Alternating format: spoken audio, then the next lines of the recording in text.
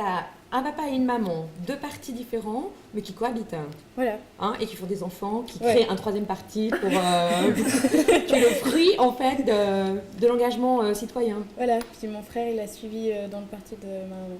Donc, au fond, pour vous, militer, c'est un peu normal. Ouais. Et c'est quoi ta définition du militantisme? Enfin, militer, ça veut dire quoi? Je pense que ça veut dire que les gens, ils doivent être au courant de ce qui se passe et on ne doit pas leur cacher des D'accord. choses, en fait. Donc, si je comprends bien, tu es issu d'une famille politisée, tu te sens politisé par nature, mais par contre, tu n'as trouvé ni du réconfort du côté de ton père, ni du côté de ta mère, parce qu'au fond, tu aurais pu proposer à tes amis, je sais pas, de suivre vraiment un parti PLR ou PLC tel que tu les connais, non? En fait, j'ai jamais trouvé un parti qui me correspondait vraiment, totalement. Et du coup, fonder mon propre parti avec les idées qu'on avait en commun. C'est le principe des dictateurs, tu sais ça. Je suis pas une dictatrice, je suis pour le peuple. Un peu sur les bords quand même. Je rigole. Au fond, si tu veux juste expliquer, tu es une espèce de pédagogue de la politique, mais tu n'es pas obligée de politicienne pour ça. Tu peux travailler dans la recherche ou tu peux travailler dans l'enseignement. Le principe du PVN, c'est pas d'être un parti où les gens y restent définitivement. C'est d'être un parti où les gens qui veulent s'engager en politique, ou qui veulent essayer, qui ne comprennent pas et qui ont peur, parce qu'un parti concret, c'est beaucoup d'engagement, ils peuvent venir chez nous le temps de comprendre comment ça fonctionne, de comprendre... De se choisir une voie. Voilà.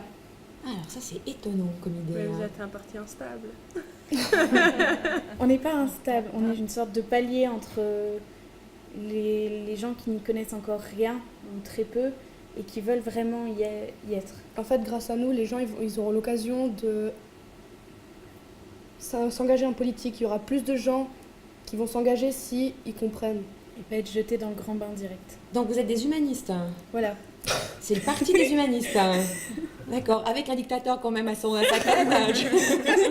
Mais avec des bonnes intentions au fond, quoi. Un gentil dictateur. Donc on pourrait tout à fait imaginer de rentrer dans votre parti pour apprendre des choses et de finir chez les bilingues ou chez les cultureux.